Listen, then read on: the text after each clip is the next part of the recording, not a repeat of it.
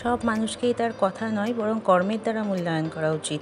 জীবনের যে কোনো বিষয়ে যাকে যতটুকু মূল্যায়ন করা উচিত অবশ্যই ততটুকু মূল্যায়ন করতে হবে, কারণ এমন অনেক ছোট ছোট জিনিস আছে যেগুলো আমরা মূল্যায়ন করি না, অথচ পরে বুঝতে পারি সেই ছোট ছোট জিনিসগুলোই অনেক গুরুত্বপূর্ণ ছিল।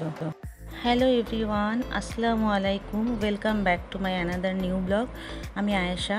সবাই কেমন আছেন? আশা করি ভালো আছেন, সুস্থ আছেন। চারিদিকে আবহাওয়ার যে তাপমাত্রা বাড়ছে, সাংঘাতিক গরম পড়েছে। গরমে না ঠিক করে ঘুম হচ্ছে, না ঠিক করে কিছু কাজ করতে মন যাচ্ছে। সকালবেলায় আমার হেল্পিং হ্যান্ডটা যে আসে, আমার বুয়া, ও প্রায় দিন এসে বলে যে রাতে ঠিক করে ঘুমাতে পারেনি। রাতে ঘুম না হলে প্রত্যেকটা মানুষেরই শরীরের অবস্থা খুবই খারাপ হয়ে যায়। এখন আমি সকালবেলায় উঠে আগে ফার্স্টে একটুখানি ডাস্টিংগুলো করে নিচ্ছি। খুব ধুলো পড়েছিল, জানলা দরজা সব বন্ধই রাখি, তাও কোথা থেকে এত ধুলো আসে কিছুই বুঝতে পারি না। এই ডাস্টিংটা কমপ্লিট হয়ে গেলে পরে তারপর আমি নাস্তা বানাতে স্টার্ট করে দেবো। আজ সানডে ছিল, তাই উইকেন্ডের ছুটি ছিল, বাচ্চাদের স্কুলও ছিল না। ওর জন্য বাচ্চারা সব এখনও ঘুমাচ্ছে, কেউ ওঠেনি। একটু পরে সবাইকে ওঠাবো নাস্তা ফাস্তা বানিয়ে নিয়ে।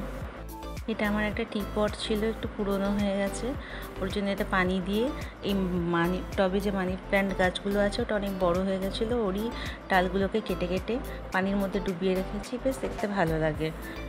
অনেক দিন হয়ে গেছে, পানিটা পুরনো হয়ে গেছে। 7-10 দিন পর পর আমি পানিটাকে চেঞ্জ করে দিই। ওটাই এখন চেঞ্জ করছিলাম একটু।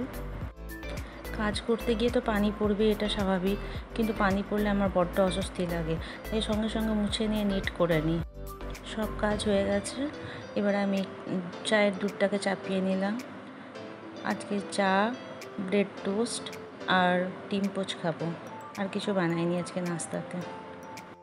অ্যাকচুয়ালি গরমে কিচেনে টেকাই দায় হয়ে যাচ্ছে, তাই যতটা শর্টকাটে পারা যায় নাস্তাটা একটু হালকা ফুলকার মধ্যেই করছি। এরপরে তো আবার লাঞ্চ প্রিপারেশনের জন্য আবার কিচেনে আসতে হবে। হাউসওয়াইফদেরকে অ্যাকচুয়ালি কেউ অতটা ভ্যালু দেয় না, কিন্তু দেখতে গেলে হাউসওয়াইফরা 24/7 অন ডিউটি থাকে, তাই না? আমার তো মনে হয় শুতে বসতেও তাদের ব্রেন অলওয়েজ চলছে, কিছু না কিছু কিছু না কিছু ভাবতেই থাকে, এটার পর ওটা করবো, ওটার পর ওটা করবো। এখানে আমার রুটিগুলো সব সেঁকা হয়ে গেছে, বাটারও লাগিয়ে নিয়েছি। এবার দুটো ডিম পোচ করে নেবো আমার আর আমার ছেলের জন্য। আমার মেয়ে ডিম পোচ খায় না, আমার মেয়ের খাওয়ার বহুত নখরা আছে, আর ছেলে পুরো উল্টো, সমস্ত কিছু খেতেও ভালোবাসে, এমন কোনো জিনিস নেই যেটাও খায় না। খুব গেনা চুনা জিনিস আছে যেগুলো খায় না। চাও হয়ে গেছে, চাটা ছেঁকে নিলাম। চাটা ছেঁকে নিয়ে সব বাচ্চাদেরকে উঠিয়ে দিয়েছি, সব ফ্রেশন আপ হতে গেছে। এরপরে আমি টেবিলে সব নাস্তাগুলোকে লাগিয়ে নিলাম। এত গরম, কিন্তু এখনও বাচ্চাদের স্কুলে কারো ছুটি পড়ছে না। এখানে আমি কালকে একটু ধোকলা বানিয়েছিলাম। সব নাস্তা পানি করা হয়ে গেছে, এখানে বুয়া বাসনগুলো ধুয়ে নিচ্ছে, আর এদিকে আমার মেয়ে বেসিনটা একটু ধুয়ে নিচ্ছে। মেয়ে আমাকে মাঝে মাঝে কাজে কিছু হেল্প করে। ঘরে ফার্নিচারটা তো ওরই ডিপার্টমেন্টে আছে, ওই মোছে, খুব বিরক্ত হয় যদি বা মুছতে। এখানে আমি আমার মেয়েরই বিছানার চাদর বিছাচ্ছি। আমি অ্যাকচুয়ালি সব রুমের চাদর একই দিনে চেঞ্জ করি না, অনেক বেশি কাজ হয়ে যায়। এক এক দিন এক একটা রুমের চাদর চেঞ্জ করি। এখানে ওর রুমটা গুছিয়ে নিয়েছি, এটা ওর রুম। আমার মেয়ের হাতের পেন্টিং কিছু দেখায় আপনাদেরকে, করে আর করে করে নিজের ওয়ার্ড্রবেই চিপকে দেয়। এখানে কিছু চিপকেছে, অনেক ছোট থেকেই চিপকাতে স্টার্ট করেছে। এখানে স্ট্রবেরিটা এঁকেছে, এটাও খুব সুন্দর লাগে। ও অবশ্য খুব গল্পের বইও পড়ে। এখানে কিছু কাপড় জমেছিল, যে কাপড়গুলো বাইরে আয়রন করতে দেওয়ার ছিল, আমি আমাদের ধোপাকে আয়রন করতে দিয়ে দিলাম। এই একটা কাজ আমার মহা জঞ্জাল লাগে, এই কাজটা আমি কখনো ঘরেতে করি না, খুব এমার্জেন্সি না পড়লে।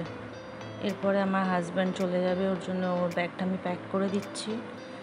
এই কাজটাও খুব বিরক্ত লাগে, কি হাজব্যান্ড একা একা চলে যাচ্ছে, ওর ব্যাগ প্যাক করতে হবে।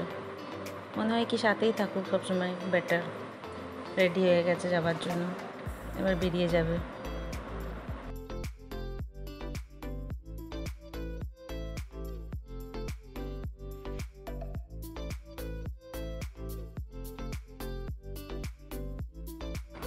এখানে আমি ওকে ওর জন্য ঘরে কিছু বানিয়েছিলাম, সেগুলো দিলাম। ওখানে তো হোটেলে ছাড়া খাওয়া দাওয়া করে না, ওর জন্য ঘরে থেকে যখন যাই কিছু না কিছু বানিয়েই দিই।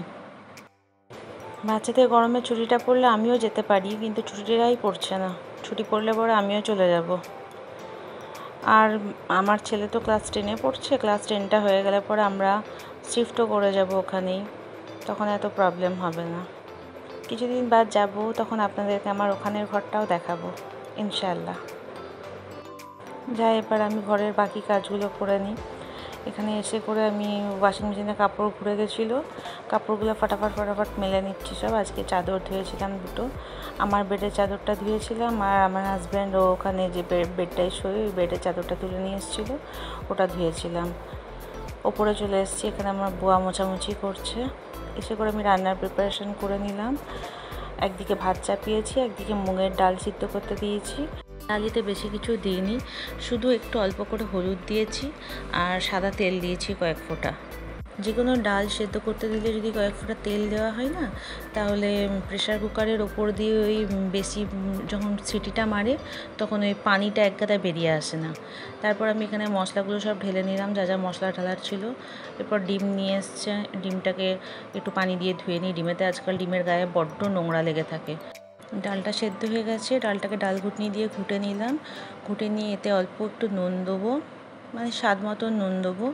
নুন দিয়ে এটাকে ফুটতে বসিয়ে দেবো। তার মধ্যে আমি একটুখানি গাজর আর বিনস কুচি করে কেটে নিয়েছিলাম, কেটে ডালটাতে দিলাম।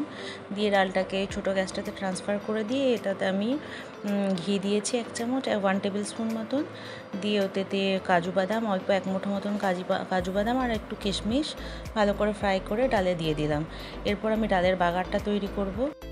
ডালে বাগার করার জন্য 2 টেবিল স্পুন মতন ঘি নিয়ে নিয়েছি। ঘিয়েতে 1 টিস্পুন মতন জিরে নেবো, গোটা জিরে। এখানে আমি 2 চামচ দিলাম, আপনারা দেখলেন, কিন্তু আমার চামচটা খুবই ছোট ছিল তাই জন্য। এতে অল্প একটু পেঁয়াজ দিলাম, পেঁয়াজটা লাল হয়ে গেলে পরে হালকা ব্রাউন হলে পরে ওতে টমেটো দেবেন, টমেটো কুচি করে। আমি এখানে 3টে মতন টমেটো নিয়েছি, টমেটোটা একটু বেশি দিলে ডালটা খুব মজা লাগে। আর ওই টমেটো আর পেঁয়াজটার নুনটা ব্যালেন্স করার জন্য ওতে অল্প একটু নুন দিলাম আর একটু লঙ্কা গুঁড়ো দিলাম। দিয়ে নেড়ে চেড়ে একটু ভালো করে ফ্রাই করে নিয়ে ডালটা ওর মধ্যে ঢেলে দেবো। ডালটা খেতে খুব মজা হয়, সত্যি কথা বলছি, আপনারা করে দেখবেন ট্রাই করে। শুধু ডাল দিয়ে ভাত খাওয়া যায়। এরপর ডালটা ফুটে গেলে পরে এতে ঢাকনা লাগিয়ে দিয়ে এটাকে কম গ্যাসে 15-20 মিনিট মতন রেখে দেবো, যাতে কি ডালটা একটু গাঢ় হয় আর কি। গাঢ় হলে আরও টেস্টটা ভালো লাগে। আর এইদিকে আমি একটা মাছের মাথা ছিল, মাছের মাথাটাকে ভেজে নিয়েছি। দিয়ে বেগুন আলু দিয়ে রান্না করব টমেটো দিয়ে। ওর জন্য মশলা কষছি, এখানে পেঁয়াজ দিয়ে দিয়েছি, পেঁয়াজটা ব্রাউন হয়ে গেছে। ওতে রসুন একটুখানি ঠুকে দিয়ে দিয়েছি, আর টমেটো দিলাম, কাঁচা লঙ্কা দিলাম, নুন দিলাম, রেগুলারের মশলা যা যা হয় সে সমস্ত দিয়ে দিলাম। নুন, হলুদ, লঙ্কা, ধনে, জিরে সব দিয়ে অল্প একটু পানি দিয়ে ভালো করে কষে নিলাম। এটা তো আমি রুই মাছের মাথা দিয়ে করেছিলাম, তাও টেস্টি হয়েছিল খেতে, কিন্তু ইলিশ মাছের মাথা দিয়ে করলে আরও অনেক বেশি টেস্টি লাগে। এরপর আমি সবজিটা ঢেলে দিয়েছি, সবজিটা একটু নেড়ে চেড়ে নিয়ে মাছের মাথাটাও ঢেলে দিয়েছি। মাছের মাথাটা ঢালা হয়ে গেলে পরে একটু পানি দেবো, পানি দিয়ে নেড়ে চেড়ে এটাকে ঢাকনা বন্ধ করে সেদ্ধ হতে দেবো। 15-20 মিনিট মতন টাইম লাগবে সেদ্ধ হতে। সেদ্ধ হয়ে গেলে পরে ওতে একটু চিনি, একটু ধনেপাতা দিয়ে পানিটা শুকিয়ে নিয়ে ব্যাস রান্না কমপ্লিট। এখানে আমি ডালে একটু গরম মশলা, একটু 4-5 চামচ মতন চিনি আর একটু ধনেপাতা দিয়ে ডালটাকে কমপ্লিট করলাম। এবার ডালটাকে আমি একটা সার্ভিং বোলে ঢেলে নেবো। আমার এটা বরাবরের অভ্যাস যে রান্না করে সমস্ত রান্না আমি সার্ভিং বোলে ঢেলে রেখে দিই। শীতকাল, এখন তো গরমকাল কোনো প্রবলেম হচ্ছে না, শীতকাল হলে ঠান্ডা হয়ে গেলে পরে আবার গরমও করে নিই ওভেনে ঢুকিয়ে। আর এখানে বেগুন আলুর তরকারিটাও হয়ে গেছিলো, ওটাও ঢেলে নিয়েছি। রান্না কমপ্লিট। এবার আমি এখানে যে ডিমগুলো ধুয়ে রেখেছিলাম ওগুলো গরমের চোটে সব শুকিয়েও গেছে। ডিমগুলোকে বক্সে ঢুকিয়ে ফ্রিজে ভরে নিয়েছি।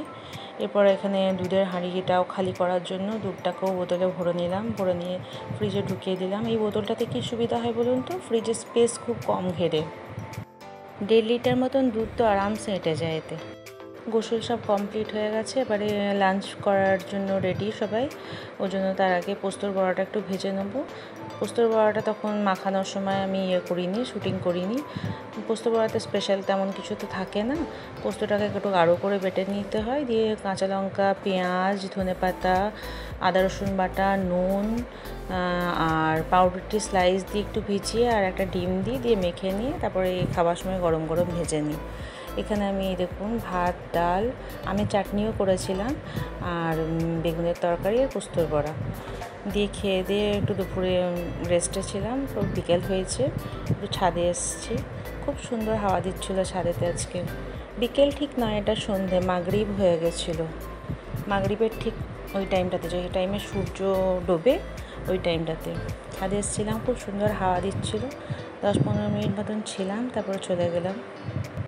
আজকের ভিডিওটা এখানেই শেষ করছি। সবাই ভালো থাকবেন, সুস্থ থাকবেন, আমাদের জন্য দোয়া রাখবেন। দেখা হয়ে যাবে নেক্সট কোনো ভিডিওতে। আর ভিডিওর কোনো পার্ট ভালো লাগলে সাবস্ক্রাইব করে সাথে থাকবেন। আল্লাহ হাফিজ।